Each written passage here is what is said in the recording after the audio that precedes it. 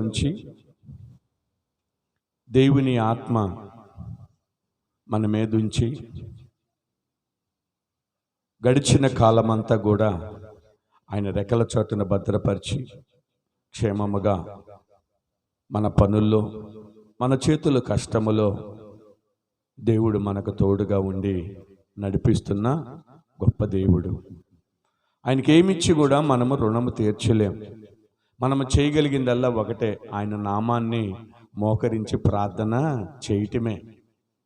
అందుకు తప్పితే మనం ఏమీ చేయలేము. ఆయన మన పట్ల చేస్తున్న మేలులు ఎన్నో ఉన్నాయి, మన పట్ల చేస్తున్న కార్యాలు ఎన్నో ఉన్నాయి, మన పట్ల చేస్తున్న అద్భుతాలు ఎన్నో ఆయన మన పక్షముగా ఉండి చేస్తూ ఉన్నాడు. అయితే ఆయనకి ఏమీ మనము ఇవ్వలేము, కానీ చేతులెత్తి నోరారా ఆయనకు స్తుతులు చెల్లించటమే, మనసారా ఆయనను మనము ప్రార్థించటమే. ఆయన మన ప్రార్థన విని ప్రతిఫలము దయచేసే దేవుడు. అందుకే చూడండి ప్రియమైన దేవుని బిడ్డలారా, సామెతల గ్రంథము, సామెతల పుస్తకము 8వ అధ్యాయం 537వ పేజీలో, సామెతలు పుస్తకములో 8వ అధ్యాయం 34వ వచనం. ఈరోజు ధ్యానం చేద్దాం ఈ ఒక్క వచనాన్ని. అనుదినము నా గడప యొద్ద కనిపెట్టుకొని, నా ద్వారబంధముల యొద్ద కాచుకొని, నా ఉపదేశము వినివాడు ధన్యుడు. చాలు, ఒక్క మాట.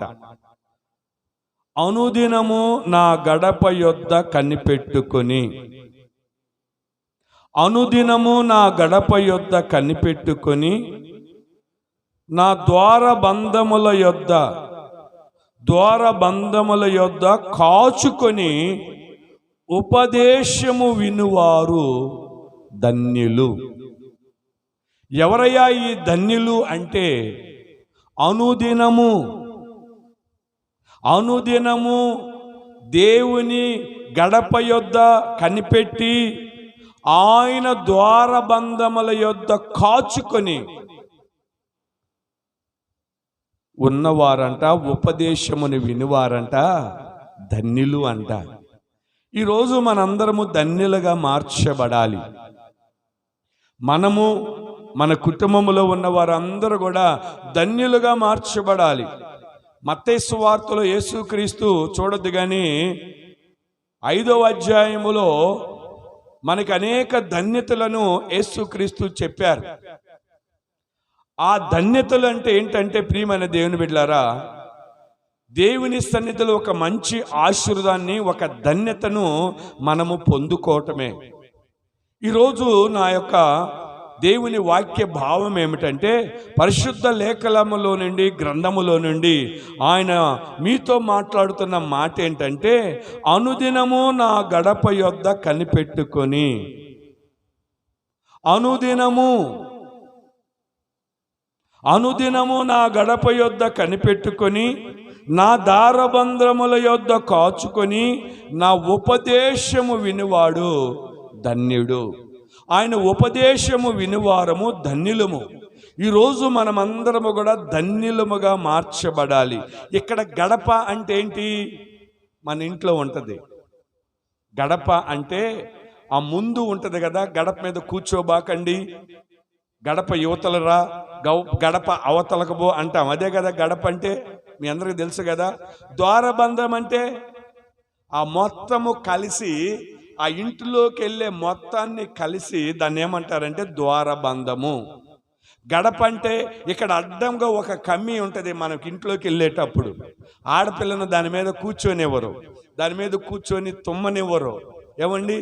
లేదా ఏదన్నా ధనం ఇచ్చినా, మాటలు ఇచ్చినా, ఏదైనా చెబుతున్నా, గడప యువతలకు రండి, లేదా నేనే గడప యువతలకు వస్తాను అని మనము మాట్లాడుతూ ఉంటాం.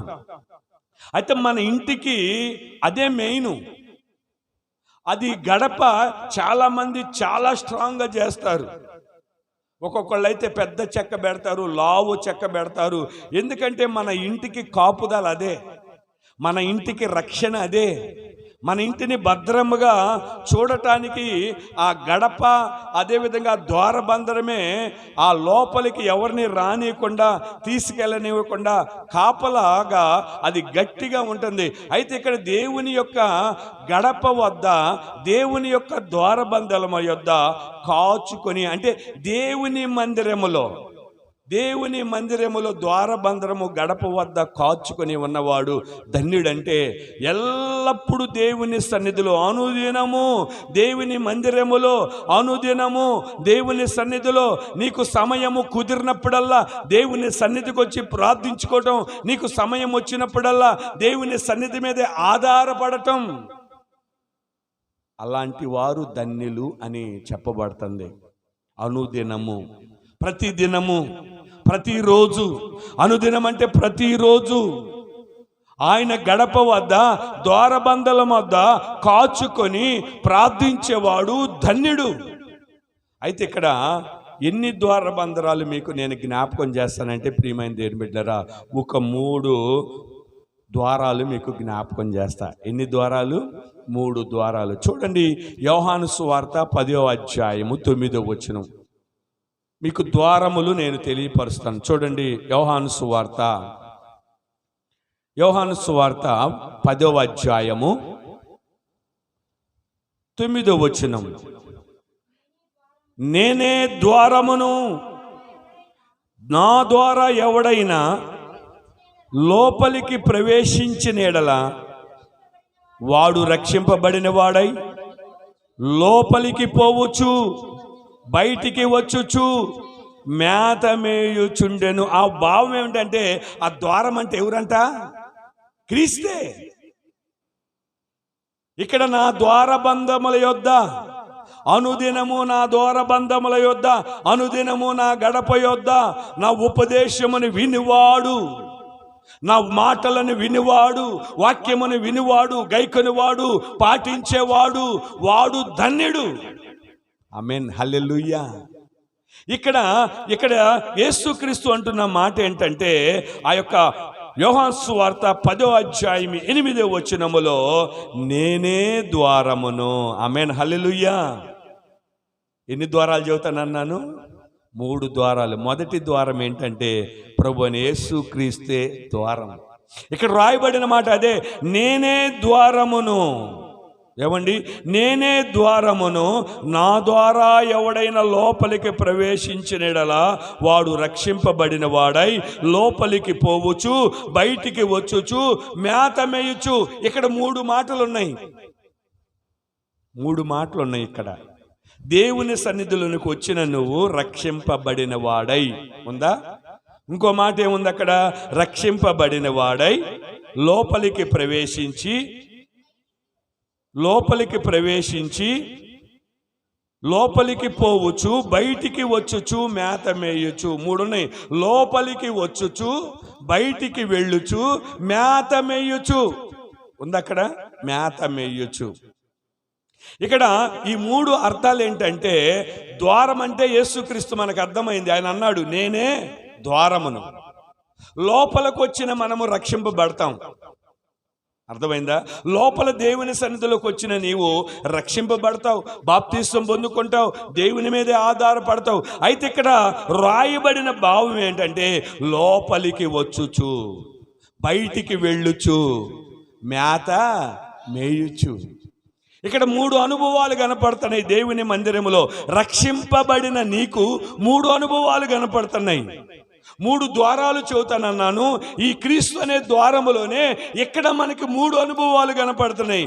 రక్షింపబడిన నీవు లోపలికి వచ్చుచు, బయటికి వెళ్ళుచు, మేత మెయ్యుచు. లోపలికి వచ్చుచు అంటే ఏంటంటే, నీ పరిశుద్ధతను నువ్వు కాపాడుకుంటూ ప్రార్థన అనే జీవితము కలిగి నీవు దేవుని మీద ఆధారపడి లోపలికి వచ్చినప్పుడు దేవుని మీదే నువ్వు ఆధారపడాలి. నెంబర్ 1. బయటికి వెళ్ళుచు అంటే ఒక మంచి సాక్ష్యాన్ని కలిగి నువ్వు ఉండాలి బయట. ఆమేన్, హల్లెలూయా. బయట ఒక మంచి సాక్ష్యాన్ని కలిగి నువ్వు ఉండాలి. 3వది మేత మేయొచ్చు. మేత అంటే ఏందో తెలుసా? పరిశుద్ధ గ్రంథాన్ని దినదినము నువ్వు చదవటమే మేత మెయ్యటం. ఆమెన్, హల్లెలూయా. ఇక్కడ క్రీస్తు అనే ద్వారం వద్దనే అక్కడ ద్వారాలు 3 చెబుతానన్నా. మొదటి మాట మూలవాక్యం ఏంటంటే, రాయబడిన మాట ఏంటంటే, అనుదినము నా గడప యొద్ద కనిపెట్టుకొని నా ద్వారబంధముల యొద్ద కాచుకొని నా ఉపదేశమును వినివాడు ధన్యుడు. ఉపదేశమును అంటే ద్వారబంధముల యొద్ద గడప యొద్ద కాచుకొని ఉపదేశం అంటే ధన్యుడు అన్న. అయితే ఏ ద్వారము?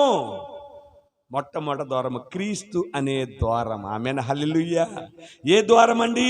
క్రీస్తు అనే ద్వారము. అక్కడ అంటున్నాడు యోహాను సువార్త 10వ అధ్యాయము 9వ వచనములో రాయబడిన మాట ఏంటంటే, అక్కడ నేనే ద్వారమును, నేనే ద్వారము, నేనే గడప, నేనే అల్ఫా ఒమేగవా, నేనే మొదటి వాడను కడపటి వాడను, నేనే సమస్తమును సృష్టించిన వాడను, నేను తప్ప నీకొక వేరే దేవుడు ఉండకూడదు, నేనే. ప్రైజ్ లార్డ్, హల్లెలూయా. ఆ కింద మాట చూడండి, ఇంకా బాగుంటుంది. ఏముంటుందంటే ఆ కింద మాట చూడండి, 11వ వచనం.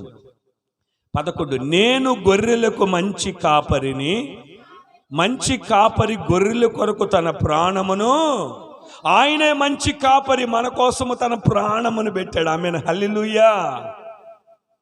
ఆయన మన మంచి కాపరి. ఓ ప్రభువా, ఓ ప్రభువా, నీవేనా మంచి కాపరివి, నీవేనా కాపరివి, నీవేనా కాపరివి, నీవేనా కాపరివి. దారి తప్పిన నన్ను నీవు వెదకి వచ్చి రక్షించితివి. దారి తప్పిన నన్ను నీవు వెదకి వచ్చి రక్షించితివి. నిత్య జీవము చిన్న దేవా, నిత్య జీవము ఇచ్చిన దేవా, నీవేనా కాపరివి, నీవేనా మంచి కాపరివి. ఆమేన్. నీవేనా, నీవేనా కాపరివి. ఆయన మనకు ఒక మంచి కాపరి. ప్రియమైన దేవుని బిడ్డలారా, అనుదినము ఆయన ద్వారబంధముల వద్ద, ఆయన గడప వద్ద కాచుకొని ఆయన ఉపదేశం వినివాడు ధన్యుడు. అయితే ఏ ద్వారబంధముల వద్ద మనం ఉండాలంటే క్రీస్తు అనే ద్వారబంధం వద్ద, కానీ ఆ లోకములో ఉన్న మాటలు అనే ద్వారబంధం వద్ద మాత్రము కాదు. మొదటి మాట ఏ ద్వారబంధం అంటే క్రీస్తు అనే ద్వారము. ఆ క్రీస్తు అనే ద్వారము దగ్గర మనము కూర్చొని ఆయన దగ్గర మనము కూర్చున్నప్పుడు, క్రీస్తులో మనం ఉన్నప్పుడు ఆయన అంటున్నాడు కదా, క్రీస్తులో మనం ఉంటే అక్కడ అంటున్నాడు రక్షింపబడిన వాడై లోపలికి వచ్చుచు బయటికి పోవచ్చు మేత మేయచ్చు. అక్కడ కూడా 3 అనుభవాలు, రక్షింపబడిన నీకు 3 అనుభవాలు నేర్పుతున్నాడు. ఒకటి, లోపలికి వచ్చిన నీవు భక్తి జీవితాన్ని జాగ్రత్తగా కాపాడుకో. బయటికి వెళ్ళిన నీవు నీ సాక్ష్య జీవితాన్ని కాపాడుకో. మేత అంటే దేవుని వాక్యాన్ని అనుదినము చదువు. అది మొదటి మా ద్వారం. రెండో ద్వారానికి వెళుతున్నా నేను. రెండో ద్వారానికి వెళ్తున్నాను. చూడండి ప్రియమైన 84వ కీర్తన 10వ వచనం. మొదటి ద్వారం ఏంటంటే ప్రభువైన యేసుక్రీస్తు వారే మొదటి ద్వారము. ఆమేన్. రెండవ ద్వారానికి వెళ్తున్నాను. 84వ కీర్తన 10వ వచనం. అందరు తెద్దాం. రెండవ ద్వారానికి వెళ్దాం. ఇందాక మొదటి ద్వారము చూసాం. యోహాను సువార్త 10:9 నేనే ద్వారమును. క్రీస్తు అనే ద్వారము దగ్గర మనము ప్రార్థన చేయాలి. అక్కడ 3 ప్రార్థనలు చెప్పాను. ఒకటి వ్యక్తిగతమైన ప్రార్థన, దేవుని సన్నిధిలో నీవు మందిరములో ఉండాలి, బయట సాక్షిగా నిలబడాలి, దేవుని వాక్యం చదవాలి అని అక్కడ చెప్పాను.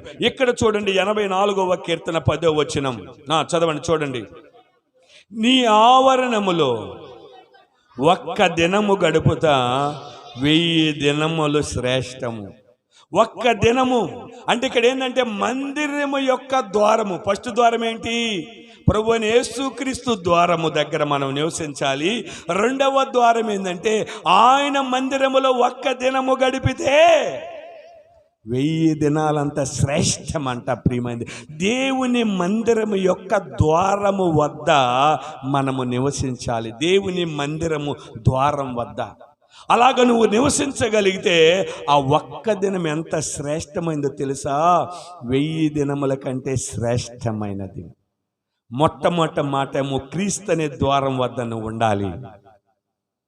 నువ్వు ధన్యులుగా మార్చబడాలంటే, నువ్వు ధన్యురాలుగా మార్చబడాలంటే, నీ కుటుంబంలో నీ బిడలు బిడలు బిడలు ధన్యులు అని అనబడాలి అంటే మొట్టమొదటి మాట క్రీస్తు అనే ద్వారము దగ్గర నువ్వు ఉండాలి.